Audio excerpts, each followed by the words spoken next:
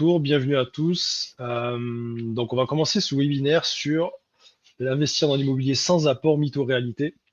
Donc, moi, je suis Arthur et ce sont des projets immobiliers chez Artae. Je suis situé à Toulouse et je fais la région toulousaine. Et je vais laisser David se présenter. Je suis David, consultant sur la région lilloise, Lille-Arras, investisseur à titre personnel et consultant pour Artae pour accompagner les clients. Exactement. La région qu'on a ouvert il y a peu et on a déjà des projets en cours. Salut Gaëtan, bienvenue. Et on va passer à la slide suivante. Et je te laisse prendre le relais, David. Et donc, qui est Artae? Très rapidement, c'est 15 ans d'expérience à travers Julien, plus de 30 millions d'investissements dans l'immobilier au travers de l'accompagnement Artae, une moyenne budget à 168 000 euros.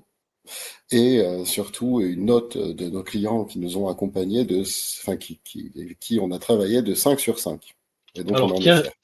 qui a changé depuis d'ailleurs? On Ah, peut le dire parce qu'on peut sourire de ça. En fait, on a eu un avis qui correspondait pas à notre société. On est passé à 4,9. Mais bon, voilà, sur 186 avis, on en est très fiers. C'est vraiment important pour nous. Et d'ailleurs, on mettra aussi à jour les chiffres parce on a dépassé les 30 millions investis dans l'immobilier. C'est juste qu'on ne l'a pas fait pour celui-là, mais ce sera bon normalement pour le prochain. Concernant notre expertise, donc David l'a dit, Julien Calamotte qui a créé Artae il y a quelques années, qui a aussi écrit un livre, qui est multi-investisseur. Et donc, il a créé cette boîte dans laquelle on fait investir des clients. L'objectif, en fait, c'est d'affiner un projet de recherche immobilière, de vraiment sur un côté étude de rendement, rentabilité avec le TRI, quelles pourraient être les solutions de financement, les travaux, est-ce qu'on peut s'en occuper. Bon, tout ça, on le détermine en fait pour la partie acquisition que vous avez sous les yeux, mise en relation de partenaire aussi. Les travaux, on s'en occupe. On peut gérer donc l'assistance à maîtrise d'ouvrage avec des artisans qu'on connaît et qui sont qualifiés. L'agencement et décoration, même chose, on a des architectes d'intérieur pour ça. Et croyez-moi, c'est un gros boulot, ça, l'agencement et décoration, surtout quand il faut tout installer. Et enfin, la gestion locative, dont on peut s'occuper pour nos clients et aussi pour d'autres clients qui ne connaissent pas Artae par le clé en main. Et donc, nous sommes présents en Occitanie, en Auvergne-Rhône-Alpes avec Alex sur Lyon, Annecy, Troyes et Reims, Seine-et-Marne, Lille, Nantes et on fait aussi Cholet et Angers aux alentours. Donc on se développe bien et ça c'est plutôt agréable, ça marche plutôt bien et on va ouvrir d'autres villes dans les mois à venir, vous en entendrez parler. David, de quoi allons-nous alors parler aujourd'hui? aujourd'hui on va parler de l'investissement sans apport. Donc on va déjà commencer par définir ce que c'est qu'un investissement sans apport. Vous entendrez parler de 100, de 110%. Quels sont les avantages et les inconvénients? Ensuite, on va vous mettre des cas concrets de l'impact d'un investissement sans apport sur l'excédent de trésorerie ou l'effort d'épargne, pour qu'on puisse se rendre compte de l'effet de ceci. On va vous présenter ensuite des cas concrets d'investissement qui ont été réussis, et puis on va vous parler de comment passer à l'action, parce que pour profiter de l'investissement avec ou sans apport, il faut investir. Oui, ça c'est juste. Très juste. Donc les bases d'investissement sans apport, pourquoi est-ce intéressant? Et d'ailleurs, juste avant de commencer, tout au long de la présentation. Si vous avez des questions, n'hésitez pas à les écrire dans le chat. Laura, qui est en régie, les affichera et on pourra y répondre. Ça fait vivre le webinaire. Et puis, ben, profitez-en. On est tous les deux là pour vous aider et y répondre si vous voulez plus de clarté. Donc, pourquoi est-ce intéressant d'investir sans apport? Ben, tout simplement, le principal intérêt d'investir en immobilier, c'est l'effet de levier qu'on n'a pas, par exemple, en bourse. On ne va pas pouvoir emprunter certaines sommes pour aller chercher de l'investissement. Donc, c'est l'utilisation de l'effet de levier qui est vraiment primordial. Il y a aussi l'optimisation de sa trésorerie. Si j'achète un bien cash, c'est peut-être pas la meilleure idée puisqu'on peut placer sur différents supports d'investissement. Là, c'est placer son épargne dans une certaine mesure, donc soit aucune, sans apport, soit dans une certaine mesure, et ça on le verra tout à l'heure. Mais ce sont aujourd'hui les deux points les plus intéressants d'investir sans apport, ce sont ces deux-là. Je te Alors laisse quand on dire la parle suite. Oui, quand on parle d'investissement sans apport, on fait référence soit à un financement à 100%, soit à 110%. Quand vous achetez un bien à 100 000 euros, pour prendre quelque chose de simple, vous avez à peu près 10% de frais autour. Un financement à 100% veut dire que vous allez mettre uniquement les frais annexes, les frais, ce qu'on peut appeler des frais de notaire, un peu vulgairement. Et donc, vous allez financer l'ensemble du bien. Un financement à 110%, ça signifie que vous ne mettez pas 1 euro de votre poche. 100% de l'acquisition est financée par la banque. Est-ce que c'est clair pour vous, la distinction? Ouais, on en a beaucoup entendu parler quand les taux étaient très bas, jusqu'à 2022 à peu près, 2022-2023, où c'était assez facile finalement de se faire financer à 100-110%, parce que les taux étaient tellement bas que c'était aucune difficulté. Ce qui a un petit peu changé aujourd'hui, du coup, pour certains, Effectivement. c'est tout à fait la même chose, mais on va en reparler après. Le profit de l'emprunteur, pour accorder un financement à 110%, donc les banques doivent analyser plusieurs critères, on les a listés ici. Quelle est son épargne disponible? Donc ça, c'est quand même important. On ne met pas d'apport, mais ils veulent quand même savoir quelle est l'épargne disponible pour voir s'il y a un côté sécurité. C'est sûr que si on a des comptes qui partent dans tous les sens avec beaucoup de dépenses euh, un peu limites, par exemple des casinos, des paris en ligne ou ce genre de choses, ça peut être très compliqué si en plus vous n'avez pas d'épargne disponible. Nous avons ensuite les revenus et charges du foyer, c'est très normal.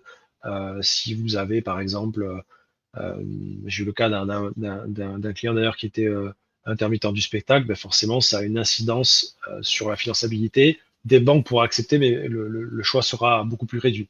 Et les charges du foyer par rapport à l'endettement aussi, ça c'est très regardé par rapport au HCSF.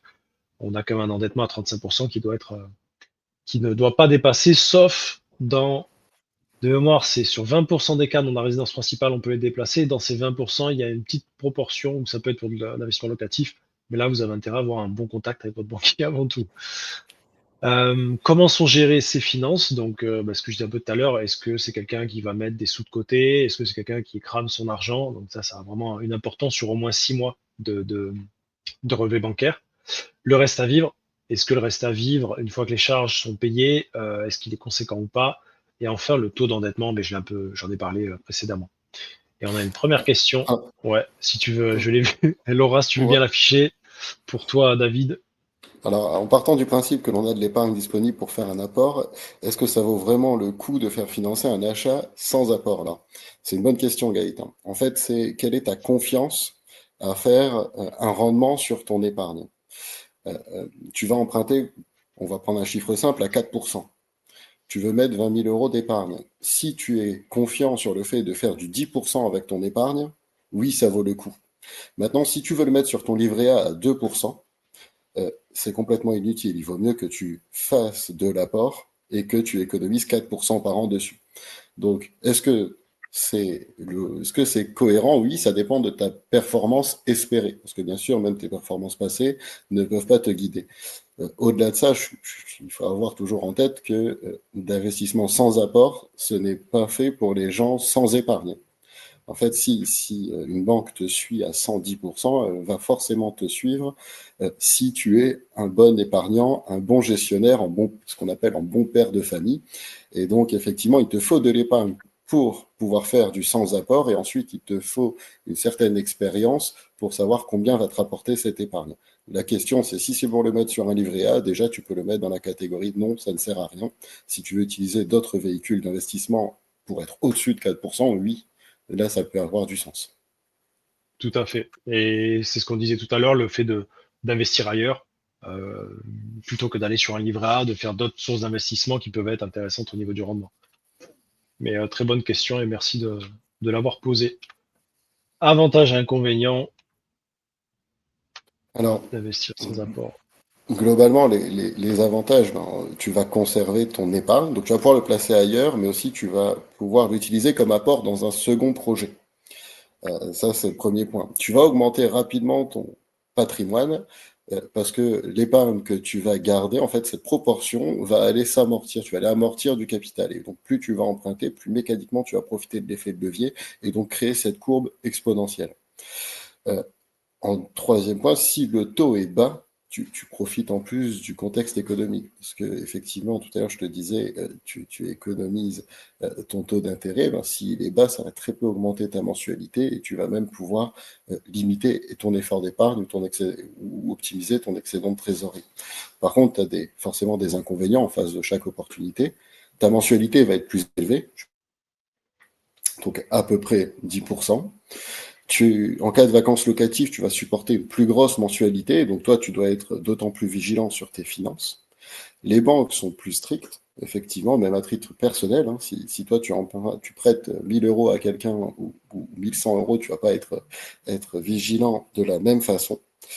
Et ensuite, les négociations vont être plus difficiles. Aujourd'hui, plus tu vas aller payer comptant, c'est pas le cas, c'est pas le but comptant, mais moins tu vas emprunter, plus tu auras du poids dans ta négociation. Et donc forcément, toi, ça a ça a un intérêt de mettre de l'apport pour sécuriser le dossier et donc envoyer un message positif au vendeur. Le troisième point, bah, c'est que la capitalisation est plus lente. Tu empruntes plus et notamment une partie des frais de notaire. Donc il y a une partie du capital que tu rembourses qui n'est pas liée à la valeur de la maison, mais liée aux frais qui sont à côté. Donc tu vas rembourser d'abord des frais annexes. Très juste Est-ce que ça. c'est Et clair? ouais, et je compléterai juste sur le point négociation. Moi, je le vis actuellement pour des clients où il y a des vendeurs du coup qui sont très attentifs au montant de l'apport, des agents immobiliers qui refusent des offres sans apport, je l'ai vu, surtout sur des biens pas forcément compliqués à vendre, et enfin des notaires de vendeurs qui incitent leurs vendeurs à accepter des offres uniquement avec apport. Donc là, avec les taux qui ne sont pas hauts aujourd'hui, clairement, on est sur des taux plutôt moyen bas, moyen bas. Euh, il faut pas, voilà, il faut pas trop jouer avec ça. Enfin, faut faire attention à ça, du moins, en termes de négociation. Si vous êtes seul, à la limite, pourquoi pas, mais bon, c'est quand même rarement le cas sur des biens intéressants. N'hésitez pas si vous avez d'autres questions et on va passer à l'impact de l'apport sur un investissement patrimonial, parce que ça aussi, ça a son importance.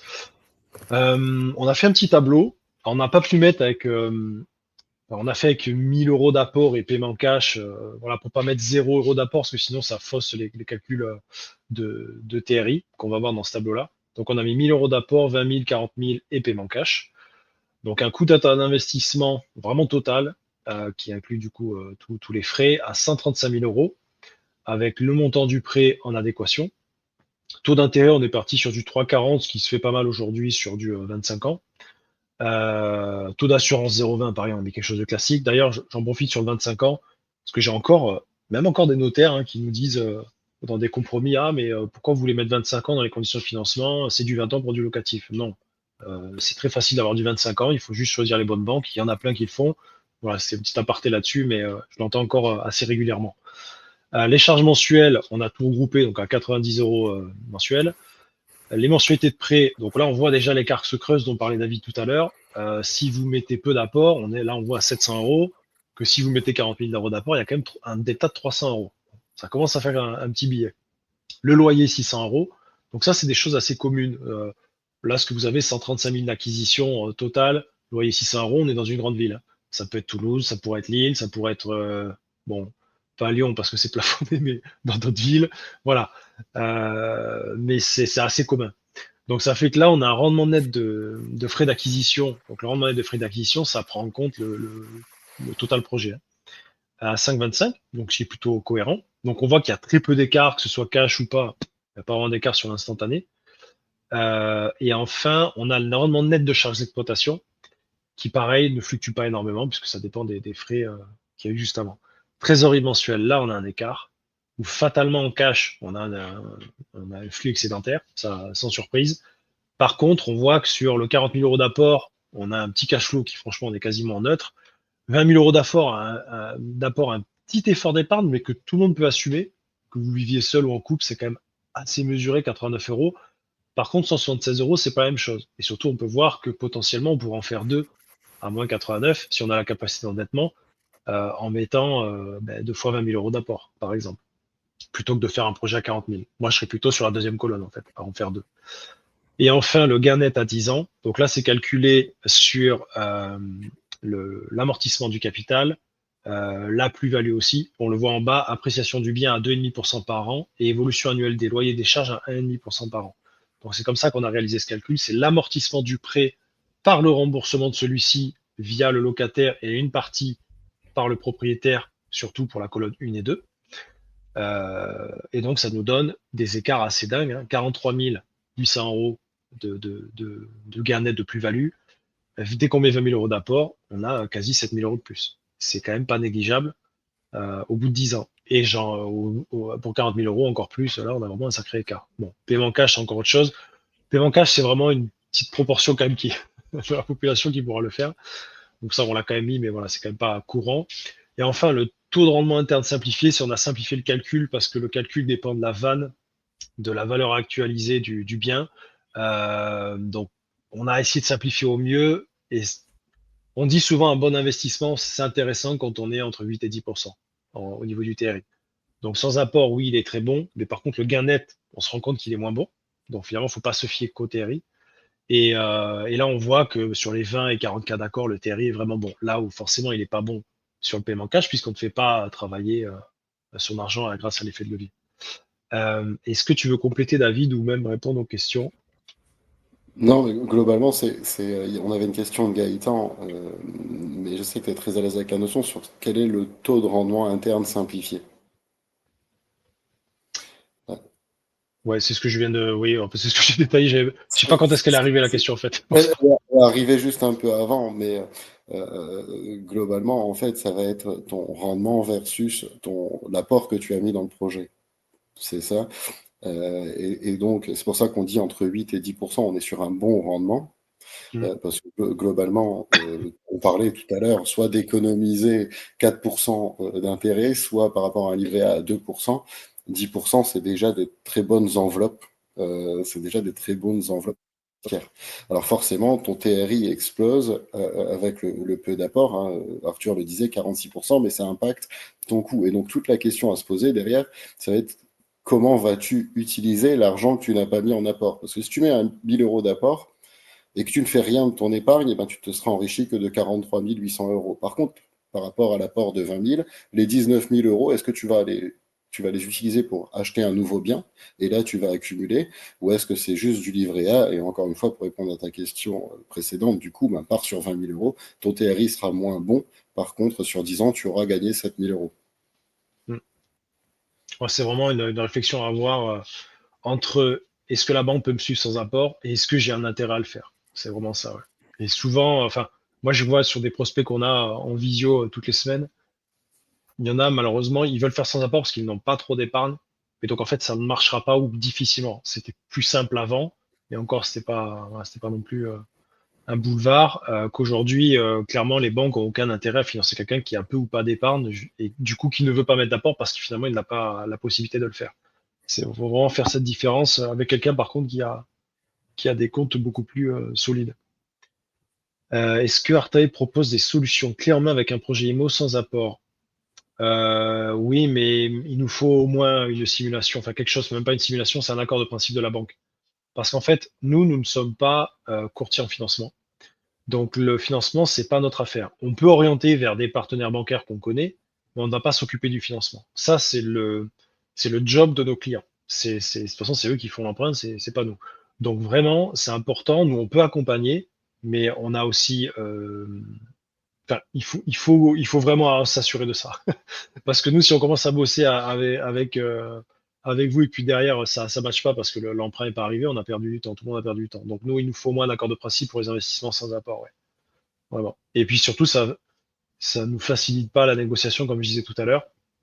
Ça va dépendre des secteurs, mais c'est vraiment plus difficile à faire passer. Ça peut matcher dans des petites villes ou à la campagne, parce qu'il y a moins d'acquéreurs, mais dans les grandes villes, c'est beaucoup plus difficile de faire passer une offre sans apport. Et si tu veux répondre à la prochaine, et merci d'ailleurs pour toutes vos questions, hein, c'est vraiment agréable. Donc, la prochaine question, merci Kevin. Dans l'optique de vivre des rentes à horizon de temps court, 5 à 10 ans, quelle stratégie d'apport privilégiez-vous? Euh, Globalement, alors la stratégie d'apport va dépendre aussi de ta stratégie d'excédent de trésorerie, parce que toi, tu vas viser un excédent de trésorerie. D'accord? Le but pour toi, ça va être du coup de multiplier les projets. Donc, si je te réponds comme ça, sans rien connaître ni de ta situation, ni de vivre des rentes, hein, parce que si tu as besoin, en fait, la question c'est combien tu as besoin pour vivre. Mais moi, à titre personnel, je commencerai par faire un ou deux investissements avec un petit apport, le minimum, et ensuite j'irai sécuriser mes prochains investissements avec un apport. D'accord? Mais quoi qu'il en soit, la première étape, c'est d'avoir une situation bancaire ultra clean, c'est-à-dire avec de l'épargne, pour avancer le fait de ne pas investir avec apport. Donc, si je devais la donner simplement avec très peu de contexte, c'est vise directement, vise directement de petits apports sur le premier, idéalement sur le deuxième, puis monte progressivement pour avoir la possibilité d'enchaîner et surtout de ne pas augmenter trop vite ton taux d'endettement. Et Alexandre, d'ailleurs, Alexandre, ton nom me disait quelque chose, mais oui, on avait déjà échangé, j'ai vérifié entre-temps, en ce début d'année, à moins que ce soit un parfait homonyme, mais je pense pas. En fait, oui, c'est ça, le financement, c'est toi. Euh, on peut t'orienter vers des courtiers ou des banques, mais on garantit absolument pas le résultat parce qu'on n'est pas courtier en financement, comme je disais précédemment. Et nous, on s'occupe de, c'est pas vraiment juste de chercher le bien, c'est plutôt de définir la recherche. Bon, je sais pas si on l'avait vu ensemble quand on s'était vu en vision en début d'année, mais en gros, c'est poser des chiffres sur des biens, un peu comme ce que tu as sous les yeux. Alors, c'est beaucoup plus complet que ça, où on va définir le montant max à aller chercher, le rendement qu'on imagine ensemble, et après, nous, on dit si on est capable de faire ça ou pas. Parce que j'ai des clients qui, des fois, me demandent sans apport sur des projets à 100 000 euros en hypercentre de Toulouse. Bon, bah, c'est pas possible, ça ne marche pas, ça n'existe pas. Voilà. Donc, on est là aussi pour se raccrocher à la réalité dire ce qu'on est capable de faire, parce que forcément, on va aller chercher les biens derrière. Mais en tout cas, oui, on peut s'occuper de ça. Je vais passer à la next slide. En complément, Vas-y, vas-y. Ouais. pour Alexandre, effectivement, l'avantage avec Artae, c'est que nous, on voit passer beaucoup de dossiers clients et beaucoup de dossiers à titre perso. Donc, sans pouvoir te faire la recherche de financement, tu vois, si tu as des doutes, on va déjà pouvoir t'orienter en te disant, bah, ta situation, si tu me dis, j'ai déjà 1200 euros de mensualité en crédit conso, je passe les 40% de taux d'endettement, est-ce que ça va passer?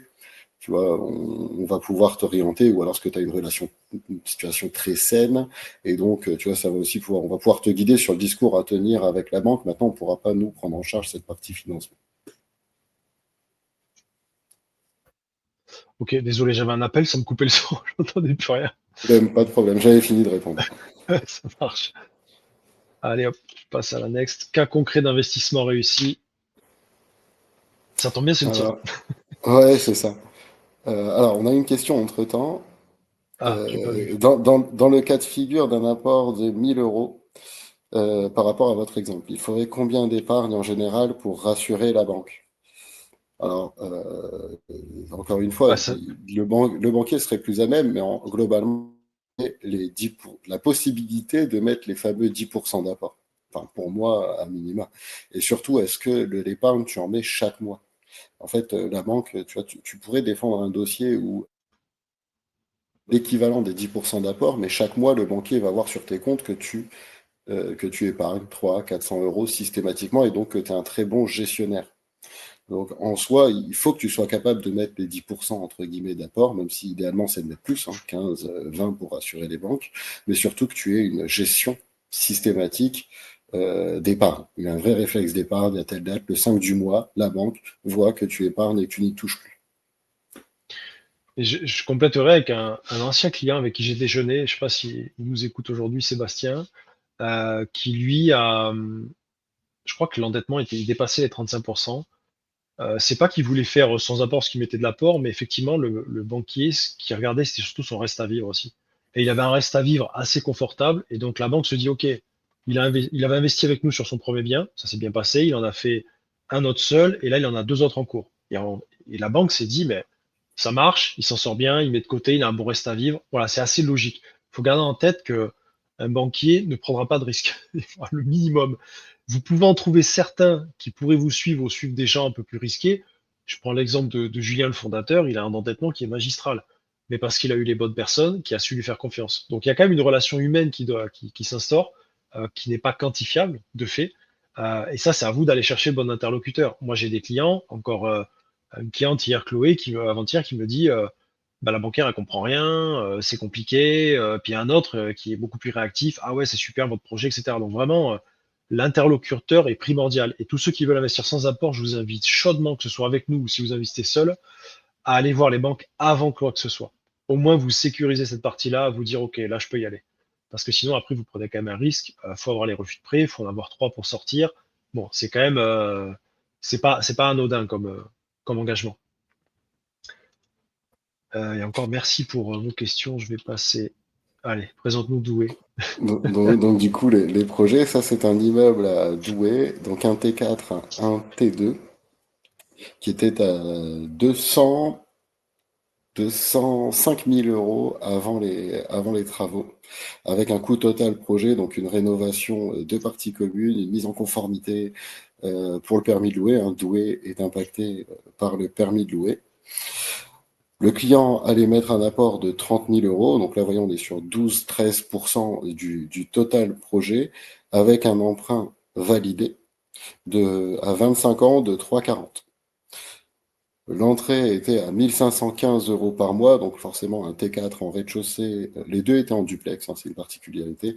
Un T4 en rez-de-chaussée qui était à plus de 900 euros par mois, déjà loué, payé par l'entreprise, et un T2 en duplex avec une vue sur le clocher Saint-Pierre que l'on visait de manière pessimiste, en dessous de 600 euros par mois, en sachant qu'on pouvait aller viser plus, mais le but c'était de faire une estimation plutôt pessimiste. On arrivait à avoir un effort d'épargne de 38 euros par mois, toujours en gardant cette vision pessimiste, et surtout avec le capital remboursé et l'enrichissement latent, parce qu'on était dans le vieux doué, on pouvait avoir un enrichissement à 10 ans de 120 714 euros, soit à peu près 12 000 euros par an.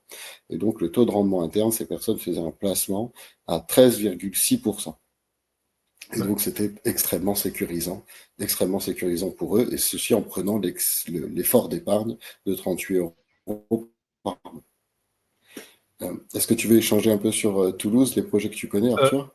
je vais juste répondre à la question de Gaëtan. En fait, ce que je disais tout à l'heure, Gaëtan, en fait, le taux d'endettement aujourd'hui, le maximum, c'est 35%. Ça, c'est le HCSF, c'est le Haut Conseil de stabilité financière, en fait, qui fiche ces règles-là. On peut dépasser 35% dans certains cas. Ce que je disais tout à l'heure, c'est dans 20% des cas pour la résidence principale, on peut dépasser. Mais ça, c'est au bon vouloir du banquier, donc finalement de la relation humaine que vous avez et surtout de l'état de vos comptes. Et dans ces 20%, je sais plus combien c'est de pourcents, 1, 2, 3%, je sais plus, ça concerne le locatif. Donc c'est quand même très niche. C'est rare de pouvoir aller au-delà des 35%. Quoi que vous lisiez sur Internet, parce que je sais qu'il y a des coachings de je ne sais quoi qui disent oui, c'est facile. Non, en fait, rien n'est facile, sinon ça se saurait. Moi, j'ai des clients qui ont des bonnes situations, qui sont loin des 35%, et pourtant le financement, c'est pas simple. Donc, faut vraiment s'assurer de ça en amont parce que faut pas croire que c'est vraiment facile, vraiment pas. Mais par contre, prenez la peine de le faire. Moi, j'ai un client, il a fait 25 banques pour avoir les conditions qu'il voulait. Et puis j'ai d'autres clients, ils vont faire 3 banques parce qu'ils veulent pas s'embêter. Donc ça, après, c'est à vous de voir. Mais oui, c'est possible, c'est juste compliqué. Et ça dépend de vous et de la personne que vous avez en face. C'est pour ça que je peux pas vous faire une réponse générale. Pour parler un petit peu du projet du milieu, donc ça, c'est un studio en hypercentre de Toulouse, proche d'un futur métro, non, proche d'un métro et d'un futur métro d'ailleurs. Un studio de 18 mètres carrés là qu'on a mis en location en octobre ou novembre, je sais plus. Coût total projet 157 000 euros, avec un apport de 15 800 euros, donc un 10% d'apport. Emprunt sur 20 ans, puisque là on est en SCI, donc c'est un emprunt sur 20 ans, donc deux faits sur 20 ans. D'ailleurs, je pense qu'il y a une boulette sur le taux, je pense, mais c'est pas grave. Les mensualités de prix sont plus importantes sur 20 ans, donc ça peut être une problématique pour certains. 670 de loyer avec du coup une trésorerie mensuelle déficitaire de 314 euros. Donc là, il y a un effort d'épargne conséquent qui est mené par mon client parce qu'il a des revenus qui le permettent. La banque suit, parce que bien sûr, c'est une SCI, mais le HCSF dit aux banques quand même de regarder l'endettement des personnes physiques dans les personnes morales. C'est pas parce qu'on a un SCI que notre endettement n'existe plus. Ça, c'est faux. Et l'enrichissement à 10 ans, donc 63 000 euros, on voit que c'est 2 fois moins qu'à Douai, mais c'est pas du tout le même investissement. Là, on est sur quelque chose de patrimonial, liquide, prise de valeur dans le temps et tranquillité. Quand je dis tranquillité, c'est que là, on va louer à des étudiants, là où c'est très facile de louer, on se pose pas de questions. Là où à Douai ou dans d'autres secteurs, ça peut être un peu plus compliqué, non plus que ce soit, c'est pas non plus la campagne. Hein. Et là, on a un TRI à 7,4 et on se rend compte que là, forcément, on a un TRI un peu moins que les 8 à 10 dont on parlait précédemment, mais là, on va aller chercher la sécurité et le patrimonial, quelque chose où on se pose pas de questions. Ça avance et ça avance fort. Le dernier, je vais en parler parce que je le connais bien. C'est moi aussi un projet d'un de mes clients. Celui-là, on l'a loué en novembre. C'est un studio 17 mètres carrés. Là, on est proche d'un futur métro. Donc ça, c'est aussi très intéressant, surtout pour la plus-value à la revente à terme et l'augmentation des loyers tout en respectant, si on veut respecter l'encadrement. Là, on a un emprunt, donc un apport, pardon, à 10%. Là, c'est la volonté de mon client qui voulait en mettre le moins possible. Je pense qu'il avait la possibilité de le faire sans apport, d'ailleurs, si je dis pas de bêtises, il me semble. Là, on a un emprunt sur 25 ans à 3,70, des revenus à 600 euros par mois, donc un cash flow déficitaire de 166 euros. Ce que je disais tout à l'heure, c'est des montants qui peuvent être assez assumés quand on est seul ou en couple. Et c'est un joli placement, hein, c'est pas de l'argent perdu. Avec un enrichissement latent à 52 000, et on peut faire la comparaison avec l'hypercentre, où on voit que c'est un petit peu moins, mais un meilleur TRI parce qu'en fait, on achète moins cher et on a une perspective d'évolution très intéressante avec le futur métro. Donc c'est vraiment une autre stratégie, ça. C'est plus un pari sur l'avenir, mais c'est un pari pas vraiment compliqué à gagner. Euh, Pour refaire le lien avec ce Vas-y. que tu disais et la question de Yann, tu vois, typiquement dans le cas du dernier projet, là, qui est un beau projet avec très peu d'apport, la banque va, au-delà de regarder ton épargne, si tu as un effort d'épargne de 166 euros, est-ce que tu sais mettre 300-400 euros de côté? Et ça va beaucoup plus les rassurer que d'avoir 100 000 euros d'épargne au lieu d'en avoir 10-15 000 à côté qui seront largement suffisants. Donc c'est là-dessus où ça Exactement. va vraiment jouer. Après, on n'en a pas parlé, c'est vrai, mais il y a la courte durée, les colocations. La courte durée peut être une solution forcément pour avoir un peu plus de cash qui sort, à condition de s'en occuper, parce que si vous mettez une conciergerie dans les pattes, ben, ça va être 25% en moyenne de frais en plus. Ça peut être une solution, mais il faut vraiment être capable de s'en occuper. Et c'est pas de l'immobilier passif ni facile, clairement pas. Pareil pour les colocations, c'est une bonne stratégie de rendement, mais voilà, on est aussi sur des budgets un peu plus importants. On va passer à la suite. D'autres cas concrets d'investissement. Ouais, oui, si tu veux parler du premier. Et voilà, on est sur un T1, donc quand on dit grande ville, c'est 50 000 habitants ou plus. 16 mètres carrés avec terrasse, un coût total projet à 135 000 et donc un apport à 15%. Emprunté sur 25 ans à 3,40. Donc là, on a un revenu à 590 euros par mois et on a un effort d'épargne de 80 euros par mois. L'enrichissement est à peu près à 7 000 euros par an. J'aime bien les ramener à l'année parce que c'est très parlant. Et en fait, quand on le met en opposition à l'apport, on voit qu'il y a un vrai décalage d'enrichissement avec l'immobilier. En réalité, entre 3 et 4 ans, vous êtes déjà enrichi sans le voir. Vous êtes déjà enrichi du montant de l'apport. En réalité, il y a un décalage de 10 ans, mais c'est comme ça qu'il faut le voir. Et là, on a un super TRI dessus Hmm. de 17%. Donc ça, c'est des TRI très difficiles à atteindre. C'est un super projet. Et le deuxième qui est un peu moins un super projet, mais parce que très patrimonial, plus patrimonial du moins. Là, on est dans une ville moyenne. On a un coût total projet à 148 000 euros, mais là, on est en hypercentre à côté de la place centrale. On a un port de 20 000 euros, emprunt sur 20 ans à 3,50. Donc là, c'est ce qui joue aussi une fois de plus sur le coût de la mensualité.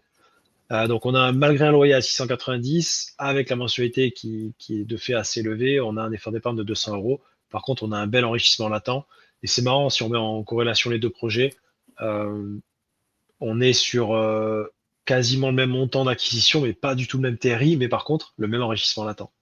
C'est ça qui est vraiment intéressant à voir. C'est sur un apport aussi quasi identique, sur des projets presque identiques, mais avec des durées d'emprunt différentes, on arrive à avoir le même TRI. Là, ça aurait été peut-être plus intéressant d'ailleurs, ce deuxième projet, de le faire sur 25 ans, pour limiter aussi sa capacité d'endettement, puisqu'on aurait de fait des mensualités plus basses. Alors, Je te il laisse. y a une question, mais c'est Ouais, ma question vas-y. préférée, Arthur. Vas-y. Donc merci Ah oui, Julie c'est vrai. de poser la question. Et c'est ça. En fait, bon, déjà pour les taux, on est d'accord qu'il n'y a que deux trajectoires possibles, hein. Les taux peuvent monter ou descendre. D'accord? Donc si, admettons, tu empruntes à 4% aujourd'hui, tu n'as que deux hypothèses. Dans 5 ans, les taux sont à 8% et tu seras très contente d'avoir un taux à 4%. Deuxième hypothèse, les taux sont à 2%. Et donc, tu vas juste aller voir ton banquier ou un courtier et qui va te renégocier ça à la perfection et très simplement. C'est vraiment quelque chose, la renégociation de taux est extrêmement simple, elle est très ancrée. Alors autant on parle de toujours d'apport où c'est difficile, sans apport, etc. Mais de la renégociation de taux, c'est mécanique, très simple et très huilé en France. Donc, est-ce que c'est déjà la hausse des taux ne doit pas être un sujet. Quoi qu'il arrive, les taux sont extrêmement bas en France. Je sais qu'on a été mal habitué avec les années 2020, 2021, 2022, mais les taux sont extrêmement faibles en France. La deuxième, Non, en fait, plus le taux est élevé, plus tu as un gain. En fait, si le taux est plus tu as un gain à mettre de l'apport. Tu as raison. La question, ça va être la question de tout à l'heure. Combien tu espères avoir toi de rendement avec l'épargne que tu vas garder? Forcément, si tu te dis, moi, ce que je veux, c'est que mon épargne reste sur un livret A, je te dirais, ne le fais pas. Par contre, si tu es très à l'aise avec d'autres vecteurs d'enrichissement qui peuvent te proposer des TRI à 5, 6, 7%, ben oui, fais du sans apport et puis va chercher le différentiel entre le taux d'intérêt global et ton apport. Donc non, pour moi, il n'y a aucun risque. Grâce à l'hausse des taux, je le vois vraiment comme une opportunité. Il y a beaucoup moins d'investisseurs. Il n'y a que des opportunités à la hausse des taux aujourd'hui, si ce n'est que le coût monte, mais un coût que vous n'allez pas supporter. C'est le locataire qui va le supporter pour vous. C'est très juste. Très très juste. Et moi, je rajouterais juste un point sur que j'ai fait un réaménagement de prêt récemment. Réaménagement de prêt, c'est quand vous restez dans la même banque. Ça peut être intéressant parce que vous avez moins de frais. Ça peut être. Des fois, on peut se permettre de le faire plutôt que d'aller ailleurs. Quand les taux ont un peu moins d'écart, ben, ça coûte moins cher et c'est vraiment intéressant. Et d'ailleurs, dans nos tableaux et toutes nos simulations qu'on propose à nos clients, on n'inclut jamais, parce que c'est trop compliqué je ne sais même pas comment refaire le tableau, mais on n'inclut pas des éventuelles renégociations de prêt. Et de fait, c'est ce qui améliore de toute façon tout investissement. Ce que vous avez sous les yeux, tout peut être largement amélioré juste en négociant le prêt. Voilà, c'est juste qu'on le fait pas parce que c'est partir sur, voilà, c'est faire des plans sur la comète, très clairement. On ne sait pas quand les taux redescendront, ni à combien. Et effectivement, comme David a rappelé, on a cette chance en France d'avoir des taux fixes. On n'a pas des taux variables, hein, comme certains pays, qu'on peut renégocier. Enfin, et on emprunte quand même assez facilement. Donc, voilà, on a quand même de la chance et on l'oublie, je pense, assez souvent. Merci pour la question, Julie. Et je vais dire donc le dernier qui est l'immeuble de rapport dans une petite ville. Celui-là, il date un peu plus, hein, les projets d'avant étaient récents, mais celui-là, il date de l'an dernier. Là, c'est un immeuble de rapport de 7 lots, il n'y avait pas de travaux, tout était rénové. Coût total projet, tout inclus, 529 000, apport de 120 000, c'était un emprunt à SCI de mémoire, donc sur 20 ans 370. D'ailleurs, les taux étaient un peu plus hauts déjà. Des revenus, donc les loyers à 3007, trésorerie excédentaire, bon, de pas grand-chose, on est quasi sur l'autofinancement. Quand on a un petit excédent comme ça, vaut mieux le mettre de côté pour des petites réparations dans les appartements, ce serait plus judicieux. Et forcément, un enrichissement latent très bon, avec un bon TRI, parce que le projet est aussi important. Forcément, plus le montant est élevé, plus vous amortissez fort, plus vous avancez fort. Il n'y a pas de, il y a pas de mystère. Et là, par contre, on est quand même dans une configuration d'une petite ville. Il y a quand même plus de risques locatifs, moins de plus-value à la revente. Donc là, c'est un peu plus sport quand même. Next, comment passer à l'action pour investir? Alors, concrètement, il y a une partie où, avant de se lancer, il va falloir que vous travaillez en apprenant, en participant à ce genre de webinaire. Et aussi en définissant votre stratégie. Alors tout à l'heure, on avait une stratégie qui était plutôt claire, hein, vivre des rentes de Kevin d'ici 5 à 10 ans, ça va impacter directement le choix des biens et le choix des secteurs où on investit. Et donc, il faut être très clair dans sa stratégie et sur ce que vous voulez globalement. Est-ce que c'est transmettre un bien immobilier? Est-ce que c'est en vivre? Parce que ça va définir tout le reste. Avoir un budget global. Le budget global, vous pouvez le travailler vous-même, vous pouvez aller voir la banque, on peut aussi vous accompagner, mais déjà vous donner une fourchette de budget qui soit réaliste. Établir les hypothèses d'investissement chiffrées, ça on peut nous forcément vous aider parce qu'on va connaître à la fois les secteurs, mais n'hésitez pas à en faire vous-même pour vous mettre à l'aise avec la mécanique sur qu'est-ce qu'une hypothèse d'investissement en immobilier, et surtout quand on va venir et on va vous aider là-dessus, ben, ça va être beaucoup plus parlant pour vous si vous êtes posé les questions. Étudier les secteurs qui répondent à vos hypothèses. Encore une fois, tout à l'heure, on voyait que des TRI étaient différents parce que des projets étaient patrimoniaux. Un projet patrimonial est une grosse sécurité parce que le bien, vous pouvez le vendre très vite avec beaucoup plus de chances de faire une plus-value. Et donc, les secteurs répondent aux hypothèses qui elles-mêmes répondent à vos objectifs. Et ensuite, ben, il faut passer à l'action. Ce que je dis toujours, il faut visiter et visiter encore parce que soit on peut vous accompagner là-dessus, mais si vous le faites vous-même, eh ben, il va falloir avoir des heures et des heures de visite pour repérer tous les points essentiels d'un bien et à chaque visite, vous apprendrez quelque chose et donc vous progresserez. Arthur, je te laisse prendre la partie sur Ouais, comment on va plus loin. pour aller plus loin, mais bien sûr, on est là. C'est le plus simple. En fait, la plupart de nos clients sont ceux qui n'ont pas le temps, pas les compétences ou pas envie, ou tout simplement pas sur place. Si c'est votre cas, ben, n'hésitez pas, on est vraiment là pour ça. On fait de plus en plus de projets tous les ans. On définit la stratégie en amont. En fait, c'est un rendez-vous. Vous allez sur notre site internet. En haut à droite, il y a marqué prendre rendez-vous. Vous cliquez, vous tomberez soit sur Julien, soit sur Thibaut, soit sur moi, ou Alex pour la partie Lyon. Et on discute de votre projet. On voit s'il est cohérent et réalisable, parce que ça arrive que des fois ça ne soit pas, et on vous le dit très clairement, on prend 45 minutes de temps pour bien vous l'expliquer. Si c'est réalisable, bien sûr, on va plus loin. Et là, on va établir des hypothèses ensemble d'investissement. On avance, on signe ensemble, et là, on part sur la recherche du bien. Donc, on active notre réseau d'agents immobiliers, de marchands de biens aussi. Donc, ça, c'est l'avantage du off-market quand même, c'est d'avoir des biens que vous ne verrez jamais, des fois des prix intéressants, et c'est surtout voilà, un peu le choix du roi. Les travaux, on peut s'en occuper, j'en ai parlé tout à l'heure, l'agencement, décoration, gestion et l'arbitrage, puisqu'on a aussi des agents commerciaux immobiliers qui s'occupent uniquement des transactions, pas de la recherche, mais vraiment de la revente. Donc ça, c'est un coût, c'est vrai. Par contre, on l'intègre dans nos tableaux et vous verrez que bah, tous les chiffres que vous avez vus précédemment intégraient déjà ces coûts de recherche. Merci d'ailleurs Laura pour le petit lien pour le site. Je vous invite aussi à nous suivre sur les réseaux, parce qu'on partage pas mal de choses au niveau de l'immobilier. Et n'hésitez pas, là, on va continuer les slides, mais si vous avez d'autres questions, n'hésitez vraiment pas. Et encore merci à Julie Gaëtan, Alexandre et Yann d'avoir participé. Enfin, on continue, hein, c'est pas fini.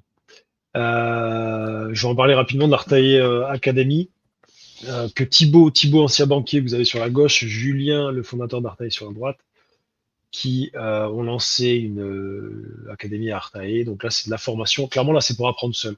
Voilà. Vous apprenez, vous avez du contenu exclusif, vous apprenez seul, vous avez des outils. Et après, vous cherchez seul, vous faites tout seul. Donc c'est une stratégie pour ceux qui ont vraiment envie de prendre les choses en main, ou qui ont le temps surtout. Notre offre d'investissement, si tu veux bien en parler. Oui, alors globalement, l'offre d'investissement clé en main, c'est en trois phases et c'est pour ça qu'on, je rebondis à la question de tout à l'heure sur Alexandre. Il y a une phase de recherche de biens et d'acquisition. Donc on va définir le projet jusqu'à accompagner à la signature de l'acte authentique.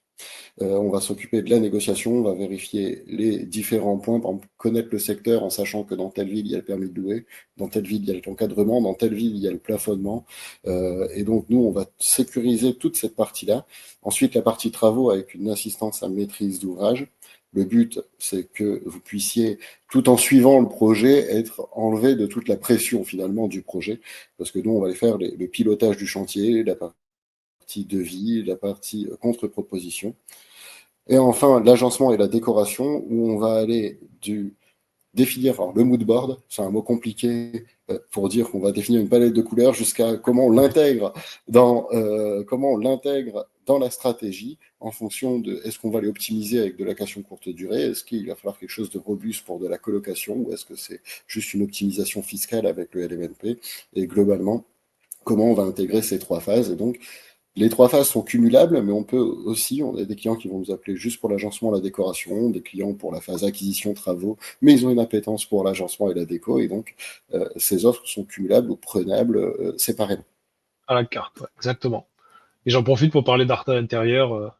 C'est notre filiale justement d'assistance à maîtrise d'ouvrage, mais on a notre propre marque de cuisine, des meubles montés d'usine qu'on propose à nos clients. Bien sûr, c'est pas obligatoire, parce qu'on s'est rendu compte qu'à chaque fois qu'on rénovait des appartements ou des immeubles, très souvent la cuisine, elle passe à la trappe. Donc on a vraiment une offre très complète là-dessus. Ah ben oui, on arrive au bout. Des questions.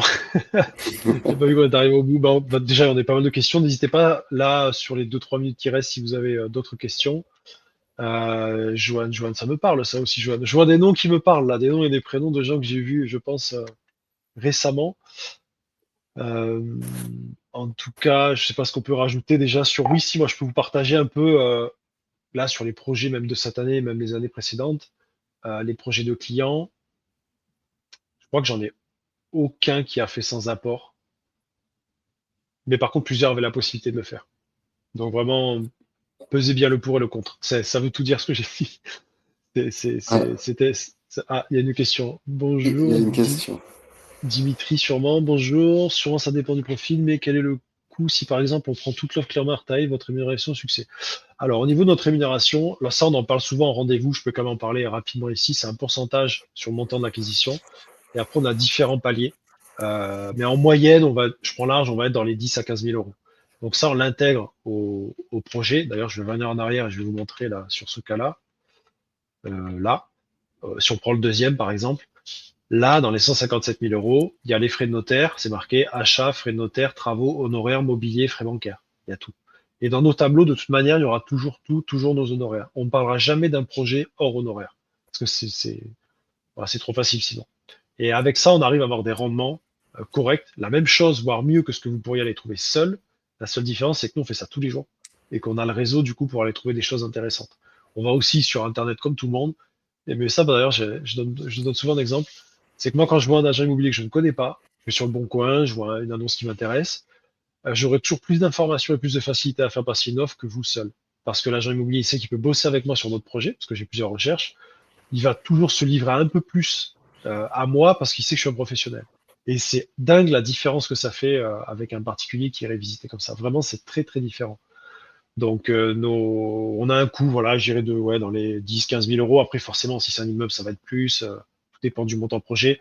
Si c'est moins, ce sera un petit studio, par exemple, ça va être moins de 10 000 euros, largement. Donc, tout dépend de ce qu'il y a à y faire, mais faut être assuré que ça s'intègre bien et ça n'empêche pas d'avoir un. C'est finançable aussi, je l'ai pas précisé, j'aurais peut-être dû le dire, mais nos honoraires sont finançables et en plus ça rentre dans les calculs des charges, surtout pour le LMNP, ça passe en charge. Voilà pour répondre à cette question. Si tu veux compléter, David, ou... Non, c'était très clair. On a eu beaucoup de questions. On en a une Ah nouvelle. ben encore une. Quand, Allez, vas-y. quand vous mettez enrichissement à 10 ans, alors bonjour Céline et merci pour la question. Quand vous mettez enrichissement à 10 ans, c'est quand on revend à 10 ans, c'est ça. Alors effectivement, c'est quand il y a une revente à 10 ans. Dans l'immobilier, tu peux faire un excédent de trésorerie. Et hors d'épargne, mais par contre, tes phases d'enrichissement vont passer par de l'arbitrage. C'est-à-dire que tu vas faire des bons d'enrichissement systématiques. C'est pour ça que pour t'enrichir, idéalement, il ne faut pas en faire un. Il faut en enchaîner quelques-uns. Parce que toi, quand tu vas le revendre à 10 ans, ben, tu vois, même si tu as un petit excédent de trésorerie de 50 euros par mois, tu vas faire 600 euros par an. Si tu revends au bout de 10 ans, cet enrichissement va passer à une équivalent de 7000 euros par an. Et donc, tu vas faire des bons de trésorerie systématiquement à la revente. Et c'est ce qu'on appelle vraiment l'arbitrage. C'est essentiel pour continuer à progresser. Et là, du coup, quand tu auras fait cet arbitrage, tu vas te retrouver avec 70 000 euros d'épargne. Et là, au niveau de la banque, tu auras d'autant plus de poids pour aller investir sans apport ou avec apport. Mais donc, oui, systématiquement, on prend une revente à 10 ans, à 15 ans, à 20 ans, à 25 ans, parce que c'est ce moment d'arbitrage qui, toi, te fait t'enrichir fortement. Est-ce que tu voulais compléter Arthur sur cette partie? Non, c'était très clair. Très très clair. Ben, je pense que c'est pas mal, hein. On passe. Pourquoi ça s'affiche pas? Ah voilà. Non, ben s'il n'y a pas d'autres questions, on va attendre juste 2-3 petites minutes. En tout cas, encore merci pour la participation. C'est toujours agréable de faire vivre le webinaire. Vous avez là aussi la possibilité de le revoir aussi en replay. En tout cas, c'était agréable. Merci à tous. Passez une bonne journée et à très bientôt. Merci, à bientôt.